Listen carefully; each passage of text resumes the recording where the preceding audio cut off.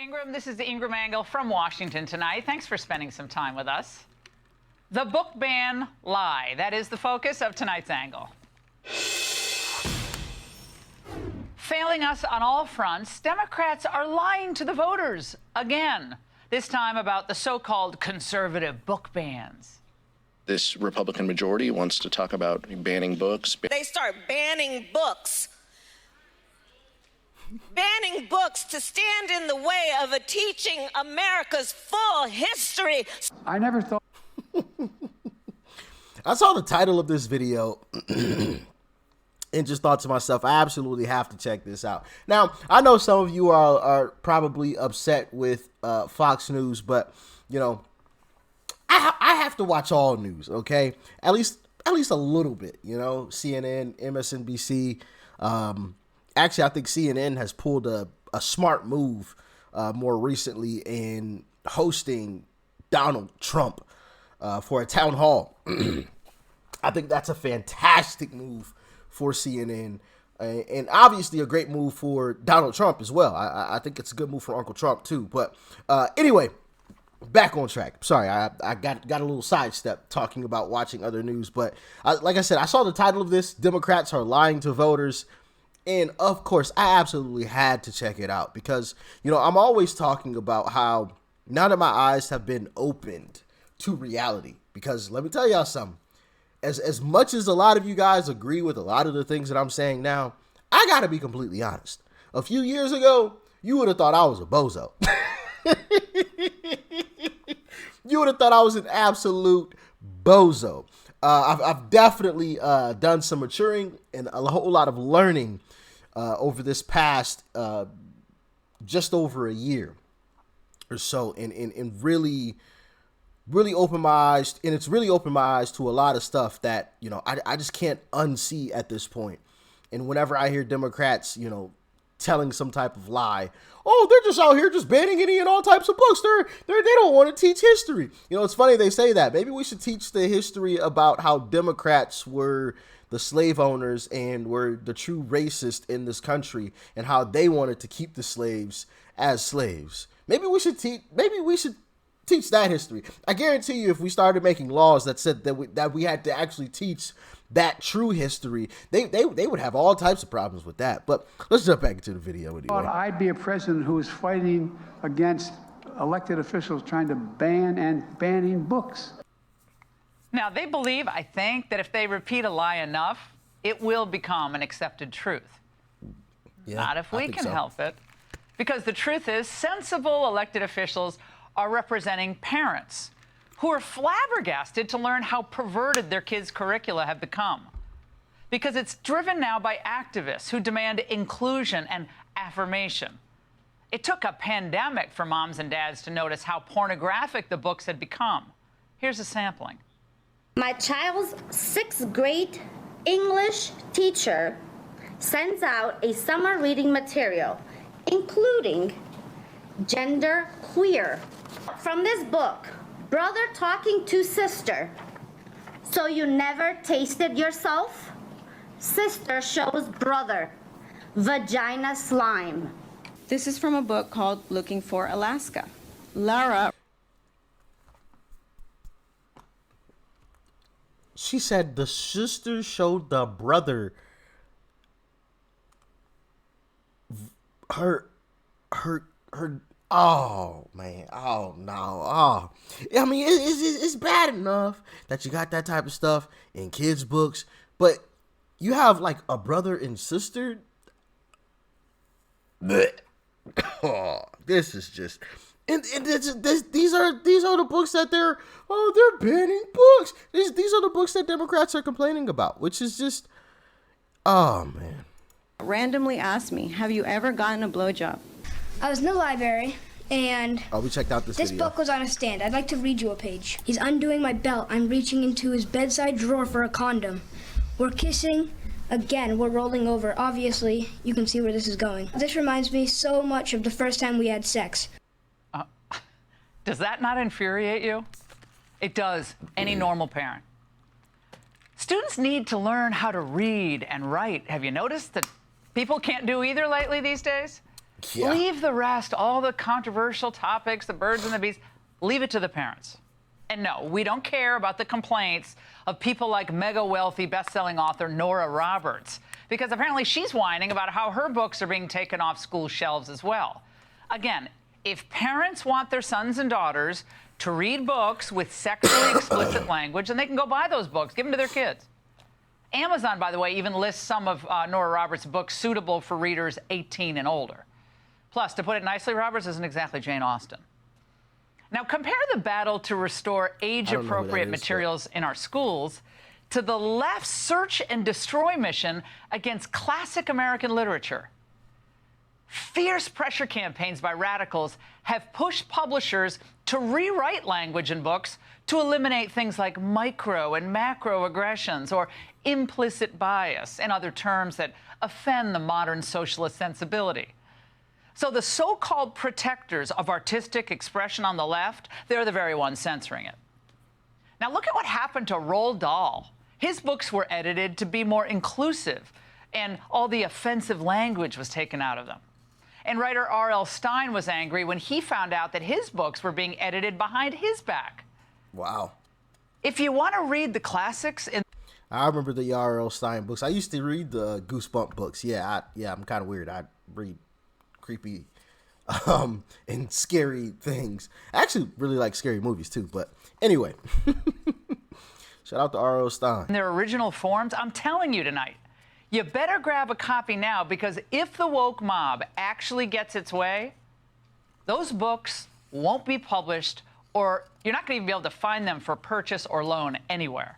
That's facts. And if the left has its way, Also, you know, and I'll make this quick, but one thing that I've learned throughout this journey is that the left accuses the right of what the left is actually doing or planning on doing. So when they say that, you know, the right doesn't want to teach history and wants to erase history, it's exactly the left that plans on doing that and that would like to do that. And we've seen them, obviously, as you just heard from Laura here. They're changing the words in the books. In the, you know, the writer has no clue that they're even doing it. R.L. Stine said they were doing it behind his back. He didn't even know. They were changing his books without his knowledge. His works without his knowledge. Just changing it. No, don't really like it. Not inclusive enough. We're going to change this. We're not even going to ask him, you know, if he likes it or not. We're just going to change it anyway. What? Not even be able to find them for purchase or loan anywhere. And if the left has its way, sometime in the not-so-distant future, you won't be able to find, I think, original works of literature written before 1960 at all. Now, this won't just be books either, by the way. The pressure to conform artistic expression to current sensibilities will extend to things like old TV shows, to films, and also to music. Yep. Now, you couldn't make these types of shows today. Hey, where's your ribbon? Seinfeld. Oh, I don't wear the ribbon. You don't wear the ribbon? Aren't you against AIDS? Yeah, I'm against AIDS. I mean, I'm walking, aren't I? Just don't wear the ribbon. Who do you think you are? Put the ribbon on. Hey, Cedric, Bob, this guy won't wear a ribbon. Who? Who doesn't want to wear the ribbon? It's the AIDS ribbon episode of Seinfeld. Now, the scene from Diversity Day of the hit show The Office, that wouldn't fly either. Shalom. I'd like to apply for a loan. That's nice, Dwight. Okay, do me. Something stereotypical so I can get it really quick. If I have to do this, based on stereotypes that are totally untrue. I didn't even get the first one. I still don't truly understand, and there hasn't been like a consensus as far as like why people dislike the Jewish community. I've never understood that. I mean, obviously, you know, we've checked out some videos that have speculated as to why that is, but yeah, that in Eskimo, goodness gracious, I just noticed that in the background there, but yeah. That I do not agree with. You would maybe not be a very good driver. Oh, man, am I a woman? You'll notice I didn't have anybody be an Arab. I thought that would be too explosive. And who can forget one of the greatest shows of all in the Family? He's busy with his books and his studying. Yeah, and all that commie crapola. Get that treason off of my chair. Archie, when are you gonna stop with this commie jazz? It's all over, Arch. The Red Scare's kaput. Nixon's going to Peking, remember? Hold it, buddy. He ain't there yet. Now, the show, by the way, won 22 Emmy Awards. Okay, 22. Same with The Jeffersons, by the way, a hilarious sitcom. It was a spinoff of All in the Family about a successful black family. Do you mean to tell me that your father ain't met that man? No, I'm gonna introduce him right now. This I gotta see. Could you come over here and sit? I got some people I want you to meet. Hey, Jefferson, you're gonna love this. Okay, Mom, Pop, this is Jenny's parents, Mr. and Mrs. Willis. I'm very pleased to meet you. How do you do? Mrs. Jefferson? Mr. Jefferson? You white. How did I know that was coming? How did I know? Goodness gracious. Wow. Wow. You're white. Now, obviously, YouTube, these are all jokes. None of those statements were serious, okay? They're just jokes. Harmless jokes, okay? Sheesh. Because you know how everybody gets their panties in a bunch. You know, you make any type of joking statement. And by the way, with music as well, of course, that's going to be up for grabs because the left has a war on words. Remember, the Dixie Chicks are now just the Chicks.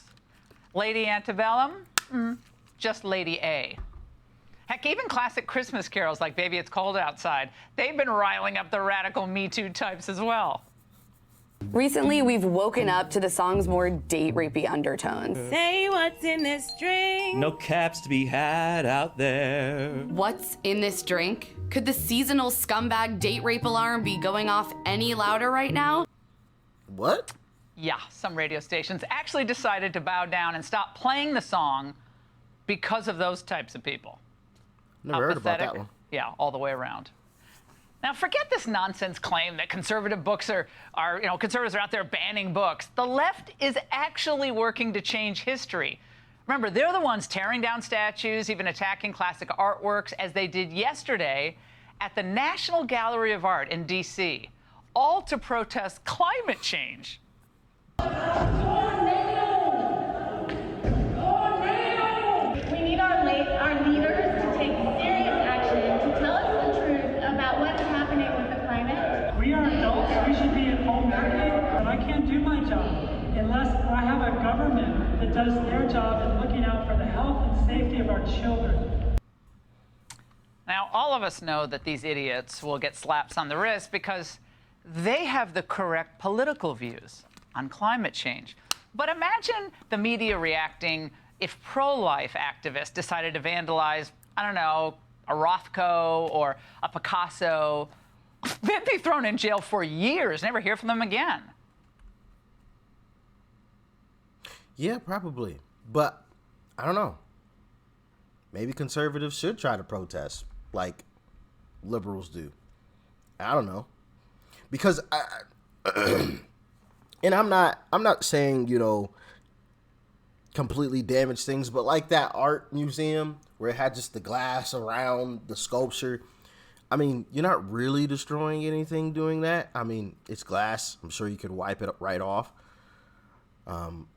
Maybe conservatives should do that. And I think it would, and I say that because I think it would really expose the left's hypocrisy, because those folks will get arrested while the other folks didn't and just were let go. You know, they could just walk. And even more people, I think, would wake up to the reality. Oh, crap, there's a double standard going on. In my humble opinion. Maybe I'm wrong. Maybe I'm an idiot for that. Maybe that's completely stupid. But what do y'all think? Let me know. Let me know. Because the truth is, in 2023, certain bans and certain types of vandalism, certain types of editing, it's tolerated. It's even encouraged. And other types, they're punished and railed against. All of this is Orwellian. It's literally rewriting our cultural history. So what do we take away from this? Well, first, the notion that conservatives are for banning any books at all, or no, they're for open debate on all of these topics, okay? We'll debate the left anytime, anywhere on whether a book detailing acts of anal penetration are appropriate for sixth graders, or frankly, high schoolers for that matter. So if there are parents out there who want to marinate their kids' brains and all that stuff, then go ahead, do it. But don't offer it to my kids. Thank you very much. When fed-up parents raise a stink, though, remember, they're going to be branded, especially by the Biden administration, as dangerous extremists. So watch your P's and Q's. Now, the second takeaway here is that given the left's success in rewriting or canceling our history, it's time for true liberals and conservatives to band together to stop them. New copyright laws should protect original works from changes. So if a publishing house that owns the rights to some artistic work, song, or a book, they decide to change that song or that book to supposedly remove the offensive content, then that publishing house should lose its copyright. The public should always, always have access to the originals, access to the author's or the director's actual words, unabridged or unaltered by the woke censors. If Biden's given a second term, we're going to continue to lose our American identity and our American art and our American history. The left is going to be emboldened. Their vicious expurgation campaign is only going to ramp up, and sexual propaganda will continue flooding our schools. Is that what Americans really want? And that's the angle. Wow. Yeah, I definitely think she has a point there, for sure. Especially with the whole, lies about banning books. Obviously, we know what the left has been saying. We saw the clip of Kamala getting all, or acting like she's all angry and everything. Goodness gracious. And the crazy part is they never say what's actually in these books. They never talk about that part. Ever. Ever. It's even when the left does say a truth, they don't tell the whole truth. They say a piece of it. The piece that benefits their side, which I think somebody said this recently, but when Trump gets into office in 2024, that's something that needs to be corrected. And I don't know how you correct that. Let me know in the comment section what you guys think legislatively that can be done, or if anything can be done about the media lying to people, blatantly lying to folks. And if they aren't lying, then they ban you from saying certain things, which I think is terrible in and of itself, because people like us, when you ban us from saying certain things, that makes us look at it even closer. Maybe I should be paying attention to that, like that puts like a bright spotlight on it when, mainstream media and social media at large ban you from saying certain things. I feel like that puts the spotlight on that certain thing. So now all of us, even if we can't say it, on big platforms, are still going to talk about it. We're just going to talk about it elsewhere. We're going to talk about it in person. We're going to dive deeper into it and look, more into it, try to find some more information on it. So I feel like that's counterproductive to the left's true agenda. But hey, I don't know. Maybe I'm still an idiot about this kind of stuff. I don't know. Y'all let me know how y'all feeling about that in the comment section.